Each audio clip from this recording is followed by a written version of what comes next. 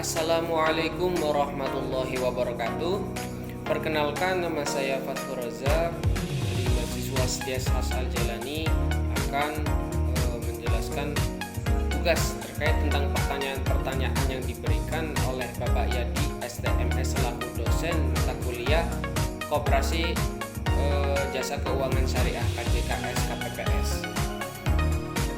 Untuk pertanyaan yang pertama, sebutkan pasal-pasal dalam Undang-Undang Dasar 1945 tentang Sistem Ekonomi Kerakyatan. Yang pertama ada bab 33 Undang-Undang Dasar ayat 1, ayat 3 dan ayat 4, kemudian pasal 34 ayat 2 ayat 1 dan pasal 27 ayat 2. Nah, untuk pertanyaan yang kedua yaitu jelaskan bagaimana efek politik ekonomi dalam memberdayakan koperasi. Ada beberapa hal yang harus diperhatikan dalam efek politik ekonomi dalam memberdayakan koperasi. Yang pertama, 1. Kebijakan pemerintah yang mendukung. 2. Stabilitas politik dan ekonomi. Yang ketiga, peran pemerintah dalam mengatur pasar. Dan yang keempat adalah redistribusi pasar. Nah, untuk pertanyaan yang ketiga yaitu jelaskan sejarah koperasi syariah di Indonesia dengan menyebutkan perkembangan waktu, tokoh dan nama koperasi syariah di Indonesia. Nah, koperasi syariah pertama kali hadir di Indonesia dalam bentuk Syarikat Dagang Islam atau SDI yang didirikan oleh Haji Samanhudi di Solo, Kota Solo, Jawa Tengah. Nah, SDI ini merupakan paguyuban usaha yang mana anggotanya sebagian adalah pedagang batik muslim. Latar belakang didirikannya SDI ini itu ya ada dua kemungkinan, yaitu lembaga keuangan mikro dan lembaga keuangan syariah.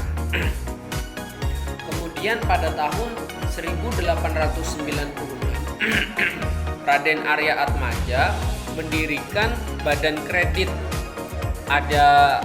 yang ada di Purwokerto, yaitu Provinsi Jawa Tengah, untuk membantu rakyat yang terjerat hutang dengan rentenir. Pada saat itu banyak rakyat yang mengalami terjerat hutang karena banyak pinjaman-pinjaman. Kemudian pada tahun 1908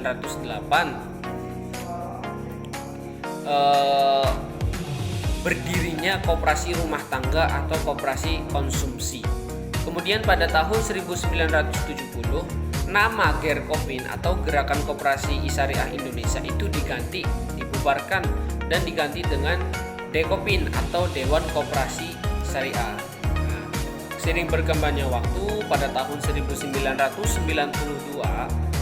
banyak dibentuk Baitul Mal wa Tamwil atau BMT, dan koperasi yang pertama kali didirikan itu BMT Bina Insaf Kamil yang terletak di Jakarta. Kemudian pada tahun 2003 terdapat sekitar 26 koperasi syariah yang berjalan di wilayah Indonesia. Nah, kemudian pada tahun 2007, 4 tahun silam kemudian, koperasi syariah mencapai 3.000 yang beroperasi di seluruh negeri Indonesia. Dari pengertian koperasi syariah itu sendiri, koperasi yang merupakan koperasi yang menerapkan prinsip-prinsip syariah Islam, yaitu Al-Quran dan Sunnah. Ciri-ciri koperasi syariah yaitu berbasis kegiatan ekonomi kerakyatan. Nah, moto koperasi syariah yaitu dari anggota, oleh anggota, untuk anggota, yaitu ciri-ciri yang selanjutnya mengharamkan bunga dengan mengusung etika moral koperasi syariah di Indonesia. Adapun tokoh-tokoh koperasi syariah itu ada Dr. Haji Syarifuddin, Dr. MS Hidayat, Dr. Muhammad Syafi'i, dan Dr. Insinyur Amin Aziz. Adapun beberapa nama koperasi syariah di Indonesia itu Koperasi Syariah BMT Ummah, kemudian Koperasi Syariah Qosipin Jawa Jasa, dan yang ketiga Koperasi Syariah Al-Makmur, dan yang keempat Koperasi Syariah Amanah Ummah, dan yang kelima ada Koperasi Syariah BMT Syariah Mandiri. Nomor 4, jelaskan A. Konsep dasar koperasi jasa keuangan syariah. Konsep dasar koperasi syariah itu didasarkan pada prinsip-prinsip Islam yang memadukan nilai-nilai syariah dengan koperasi, yang mana prinsip-prinsip tersebut diantaranya adalah prinsip syariah, prinsip keadilan, prinsip musyawarah, prinsip kerjasama atau syirkah atau ta'awun, dan pembagian keuntungan kepemilikan bersama. Kemudian ada prinsip pemberdayaan ekonomi. Kemudian yang terakhir yaitu ada akuntabilitas dan transparansi. Transparansi ini merupakan bagian penting dalam konsep dasar koperasi syariah. Dan pertanyaan keempat B, yaitu prinsip dasar, jelaskan prinsip dasar koperasi jasa keuangan syariah. Ada beberapa prinsip dasar koperasi jasa keuangan syariah. Di antaranya yaitu adalah prinsip keanggotaan yang bersifat sukarela atau terbuka. Jadi ketika ada anggota yang ingin masuk koperasi syariah itu tanpa ada paksaan. Yang kedua itu pengelolaan berdasarkan prinsip syariah, pembagian sisa hasil usaha atau yang bisa disebut dengan SAU, prinsip musyawarah dan demokrasi, prinsip kerjasama atau ta'awun, keadilan dan transaksi atau al-adl, kemandirian atau independensi, pendidikan dan pelatihan, kerjasama antar koperasi, pemberdayaan dan kesejahteraan anggota, keadilan sosial dan solidaritas. Dan yang terakhir yaitu amanah dan akuntabilitas. Untuk nomor 4 yang C yaitu peran dan fungsi, jelaskan peran dan fungsi koperasi jasa keuangan syariah. Ada beberapa peran dan fungsi koperasi keuangan syariah, yaitu diantaranya pemberdayaan ekonomi masyarakat. Yang kedua, alternatif keuangan syariah, jadi bisa menjadi jalan alternatif para anggota-anggota koperasi syariah ketika sedang mengalami kesulitan dalam hal keuangan. Kemudian membangun keadilan ekonomi, peningkatan kesejahteraan anggota, penyedia pembiayaan berdasarkan prinsip syariah, memfasilitasi kerjasama ekonomi, menyediakan akad qardul hasan atau non komersil. Akad qardul hasan di sini kita garis bawahi yaitu kita meminjam kepada bank koperasi syariah, lalu bank koperasi syariah tersebut hanya mengambil apa yang kita pinjam dan tidak mengambil keuntungan sama sekali. Kemudian ada edukasi dan pelatihan berbasis syariah, dan yang terakhir yaitu pembangunan sosial dan solidaritas. Untuk pertanyaan yang keempat E dan F, jelaskan konsep penyaluran dana dan konsep distribusi bagi hasil dalam koperasi jasa keuangan syariah. Mula-mula si pemilik modal ini menyiapkan modal untuk KJKS KPPS, bisa berupa simpanan WA, bisa berupa dengan menggunakan simpanan mudharabah, simpanan modal. Kemudian setelah adanya modal untuk melakukan usaha, KJKS memberikan 5 akad, 5 jenis akad dalam KJKS KPPS. Yang pertama berprinsip jual beli atau buy, yang kedua prinsip sewa atau ijarah, yang ketiga kerjasama atau musyarakah, yang keempat jasa, dan yang kelima pinjaman atau qard. Penyaluran dana di sini ada 5 macam tadi: jual beli, sewa, kerjasama, jasa, dan pinjaman. Untuk distribusi hasil, distribusi hasil ini dana yang dihasilkan, penyaluran dana yang hasilnya, yang pendapatannya kemudian menjadi margin bagi KJKS KPPS. Ketika jual beli itu menjadi margin, ketika sewa itu menjadi ujroh, ketika kerjasama atau musyarakah itu menjadi bagi hasil, kemudian ketika jasa itu fee atau si pinjaman atau core itu tidak mendapatkan keuntungan apapun atau yang dinamakan dengan qardul hasan. Kemudian total pendapatan yang kita ambil tadi, yang kita simpulkan tadi, margin ujroh bagi hasil fee atau keuntungan itu dibagi menjadi dua hak. Yang pertama hak untuk sahibul mal atau si pemilik modal yang mengeluarkan modalnya untuk menghimpunkan dana dari wadiah, mudharabah ataupun modal, dan yang kedua hak BMT. Nah, kemudian hak BMT itu dikurangi dengan beban. Kemudian hasil dari beban tersebut sama dengan bersih dari keuntungan pendapatan. Untuk pertanyaan yang keempat D, jelaskan konsep penghimpunan dana dalam koperasi jasa keuangan syariah. Contohnya, ada seorang anggota koperasi syariah, ia juga sebagai pemilik modal. Ia mengeluarkan modalnya untuk membuat koperasi jasa keuangan syariah. Salah satu fungsinya yaitu untuk menghimpun dana. Kemudian KJKS ini mulai beroperasi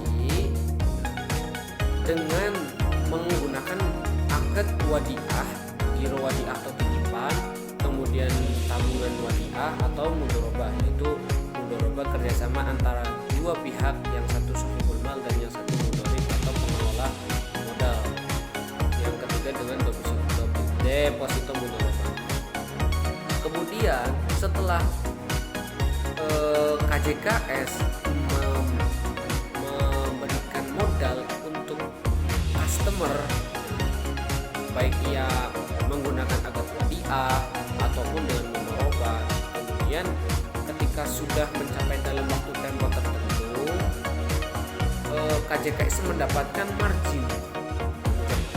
margin dari customer yang menggunakan layanan KJKS itu dengan akad wadiah atau mudharabah. Kemudian KJKS ini mendapatkan margin ini bisa dibagi hasil. Bagi hasil ini ketika menggunakan akad mudharabah dan mendapatkan bonus kepada customer ketika menggunakan akad wadiah. KJKS ini kemudian memberikan kembali bagi hasil kepada sang pemilik modal atau si A ini, si pemilik modal. Dan modal ini bisa berupa zakat ya, karena zakat itu kan bisa 1 tahun sekali, pelaksanaan zakat itu setahun sekali. Bagi hasil yang diberikan KJKS KPPS kepada pemilik modal itu bisa berupa zakat. Kemudian zakat itu bisa berupa uang, bisa berupa emas, itu bisa kembali ke KJKS KPPS. Untuk pertanyaan yang keempat G, yaitu jelaskan konsep manajemen umum dalam koperasi jasa keuangan syariah.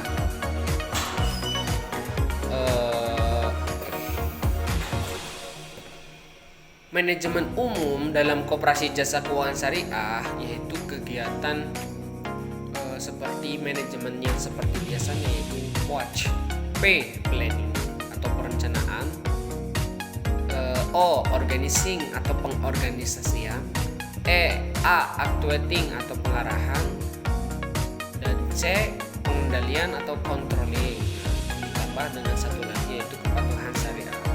Kemudian yang H, jelaskan konsep manajemen resiko dalam koperasi jasa keuangan syariah. Manajemen resiko dalam koperasi jasa keuangan syariah itu menyangkut pada proses identifikasi, analisis pengelolaan resiko yang tujuannya yaitu menjaga kestabilan agar koperasi syariah itu tetap berjalan dengan stabil dan lancar. Kemudian keberlanjutan koperasi dalam menjalankan kegiatan finansial berbasis syariah. Karena KJKS koperasi beroperasi dengan prinsip-prinsip syariah. Manajemen risiko ini pada umumnya memiliki beberapa pendekatan khusus yang berbeda dengan lembaga koperasi konvensional, yaitu identifikasi risiko, pengukuran pengukuran dan analisis resiko, mitigasi resiko atau mitigasi itu strategi dalam perencanaan mengurangi ancaman-ancaman resiko yang mungkin terjadi. Kemudian pemantauan dan evaluasi resiko, dan yang terakhir kepatuhan syariah dalam manajemen resiko. Untuk pertanyaan yang ke I, jelaskan konsep manajemen pemasaran. Konsep manajemen pemasaran dalam koperasi jasa keuangan syariah itu berfokus pada strategi agar produk yang dihasilkan oleh koperasi jasa keuangan syariah itu lebih menarik dan mempertahankan, dan fungsinya untuk mempertahankan anggota,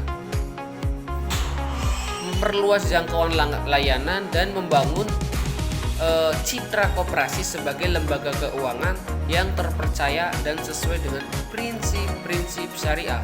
Contohnya segmentasi pasar. Nah, segmentasi pasar ini contohnya perencanaan pasar dalam memenuhi kebutuhan yang berbeda-beda. Kemudian harga, place, kemudian produk, kemudian promosi atau promotion. Dan yang terakhir kepuasan dan loyalitas anggota dan citra dan dalam reputasi KJKS KPPS. Untuk pertanyaan yang 4J, jelaskan konsep manajemen strategi dalam koperasi jasa keuangan syariah. Konsep manajemen strategi dalam koperasi jasa keuangan syariah yaitu proses perencanaan, pelaksanaan, dan evaluasi strategi untuk dirancang untuk mencapai tujuan dalam jangka panjang koperasi, baik dari segi keberlanjutan finansial maupun dalam memenuhi prinsip-prinsip syariah. Manajemen strategi dalam KSPPS ini penting agar koperasi KJKS KPPS ini tetap relevan, kompetitif, dan dapat memberikan dampak positif bagi anggota maupun masyarakat luas. Ada beberapa hal yang harus diperhatikan dalam manajemen strategi, yaitu yang pertama perumusan visi misi dan tujuan strategi, yang kedua analisis lingkungan internal, baik itu internal ataupun eksternal, yang ketiga perumusan strategi, yang keempat implementasi strategi atau penerapan strategi, yang kelima pengawasan dan evaluasi strategi, keenam kepatuhan syariah sebagai pilar utama dalam strategi, dan yang terakhir yaitu adaptasi dan inovasi berkelanjutan. Untuk pertanyaan yang kelima yaitu tentang jelaskan ketentuan umum laporan keuangan syariah. Laporan keuangan syariah itu harus disusun sesuai dengan prinsip akuntansi syariah. KJKS ini ada beberapa poin yang harus diperhatikan, yaitu KJKS menyusun laporan keuangan yang diperlukan. Yang kedua, audit dan pengawasan, pengungkapan informasi syariah, laporan keuangan berdasarkan standar akuntansi syariah SAK syariah, dan KJKS menyusun laporan keuangan tahunan.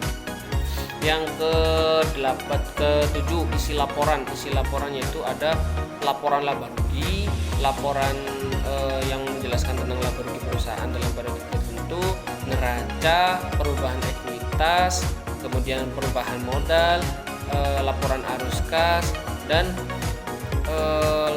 catatan atas laporan keuangan, terus laporan keuangan. Dan yang terakhir itu laporan keuangan koperasi tentang informasi kondisi keuangan koperasi seperti aset, kewajiban, ekuitas, pendapatan, biaya, dan laba rugi selama periode tertentu. Kemudian jelaskan secara singkat struktur organisasi dalam koperasi. Nah, yang pertama ada rapat anggota, memegang kekuasaan tertinggi. Kemudian pengurus, bertanggung jawab kepada rapat anggota. Pengawas, yaitu bertugas mengawasi pelaksanakan kebijakan pengurus. Dan pengelola, yaitu yang membantu pengurus dalam menjalankan kegiatan usaha. Untuk pertanyaan yang ke-9, jelaskan standar operasional prosedur SOP penyaluran dana financing di Koperasi Jasa Keuangan Syariah. SOP, standar operasional prosedur penyaluran dana di Koperasi Jasa Keuangan Syariah.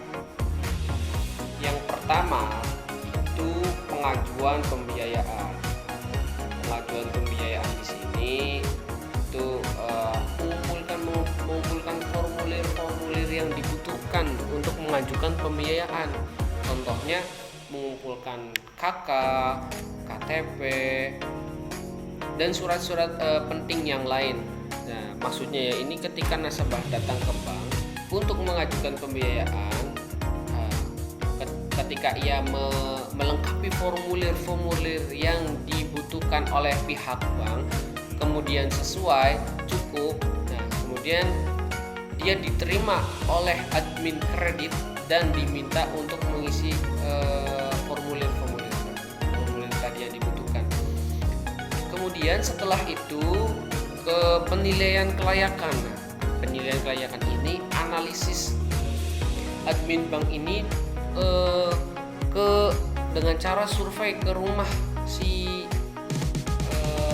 customer yang ingin melakukan pembiayaan, apakah dari rumahnya itu dia layak, apakah dari pekerjaan dia mendapatkan kelayakan. Setelah itu, setelah dianggap layak, kemudian ia meminta persetujuan DPS atau Dewan Pengawas Syariah untuk menentukan akad yang akan diambil, akad yang akan digunakan oleh customer kepada pihak bank. Nah, setelah itu rapat komite pembiayaan ini itu rapat yang dilakukan ini antara manajer dan analisis kredit untuk mengesahkan apa akad yang akan dilakukan. Dan tahap yang terakhir yaitu keputusan antara manajer dan analisis kredit apakah pembiayaan ini disetujui, di-approve ataupun ditolak dengan ketika disetujui itu dengan catatan atau kwitansi. Untuk pertanyaan yang ke-10, jelaskan SOP KRAT. SOP pelaksanaan RAT, rapat anggota tahunan. Pembuatan buku 1 tahun yang dilakukan oleh pengurus atau pengawas KJKS. Hal ini wajib salah satunya itu wajib memilih pengurus yang bukan dari anggota pemilik atau pemilik modal. Aturan RAT ini harus berlaku ketika acara RAT ini dilakukan. Pelaksanaan RAT dilaksanakan paling lambat 6 bulan setelah tutup buku atau 1 tahun 1 buku. Nah, ada 3 tahapan ketika melaksanakan RAT, yaitu 1 pra-RAT. Pra-RAT ini memiliki beberapa hal. 1, pengurus bersama manajer dan karyawan mengatur rencana pelaksanaan RAT. Yang kedua, pengurus membuat panitia RAT. Nah, yang mana pimpinan ini dan nutulen harus dari anggota RAT. Yang ketiga, penyusunan laporan keuangan RAPP KJKS dalam 1 tahun. Yang keempat, penyampaian RAPP KJKS. Dalam segi ini program kerja yang dilakukan dalam 1 tahun ke depan ini akan disampaikan. Yang kelima, penetapan rancangan tata tertib. Yang kelima, yang keenam, konsep notulen dan sebagainya. Yang ketujuh, undangan, dan kedelapan, teknis lain-lain. Sesudah pra-RAT itu ada tahap RAT. Acaranya atau eventnya. 1, menyiapkan daftar hadir yang berisi nama, nomor, dan biasanya tanda tangan. Yang kedua, pembacaan tata tertib yang berisi judul rapat anggota, maksud dan tujuan rapat dilaksanakan. Yang ketiga, itu pemilihan kepengurusan RAT. Jadi setelah kepengurusan RAT yang sebelumnya sudah mengalami masa demisioner, itu diganti dengan kepengurusan yang baru. Yang keempat, membahas rencana kerja. Nah, membahas rencana kerja kerja ini dilakukan 1 tahun untuk melaksanakan program kerja 1 tahun ke depan. Yang kelima, laporan pertanggungjawaban yang dilakukan oleh pengurus sebelumnya, ya, untuk dijadikan sebagai bahan evaluasi untuk pengurus yang selanjutnya. Yang keenam, pembagian laba bersih. Yang ketujuh, operasional kantor. Apakah ada yang mengalami akumulasi? Apakah ada anggota yang mengalami resign atau mengundurkan diri? Dan yang kedelapan adalah berita acara rapat anggota tahunan. Hal ini dilakukan oleh pimpinan rapat dan notulen. Nah, tahapan yang ketiga yaitu pasca RAT. 1. Membuat laporan LPJ hasil RAT. Yang kedua, cantumkan semua yang ada di rapat, baik itu dari judul rapat, jumlah peserta yang hadir, keputusan pimpinan rapat, dan notulen atau catatan-catatan yang dihasilkan dari rapat anggota tahunan. Yang ketiga, jika terjadi perselisihan, maka buat voting. Voting ini untuk menentukan perselisihan. Nah, voting yang paling banyak itu keputusan yang akan diambil. Yang keempat, setelah rapat selesai langsung dilakukan laporan terhadap OJK, Otoritas Jasa Keuangan, dan lembaga yang sejenisnya, paling lambat 1 bulan setelah rapat anggota tahunan ini selesai. Sekian dari saya. Mohon maaf apabila ada kekurangan, tutur kata yang kurang berkenan. Terima kasih atas waktunya. Wassalamualaikum warahmatullahi wabarakatuh.